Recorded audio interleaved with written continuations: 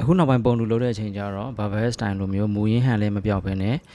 ပုံတူမှာလည်းဆေးချဲလို့လွယ်အောင်လုပ်ဖြစ်ပါတယ်ဒီနေရာမှာလည်း FDM 3D printer နဲ့မလုပ်ဘဲနဲ့ Resin 3D printer ကိုအသုံးပြုပြီးတော့ပြုလုပ်တဲ့အချိန်ကျတော့ဆေးချဲတဲ့အချိန်ကျရင်မူရင်းနဲ့တော်တော်လေးကို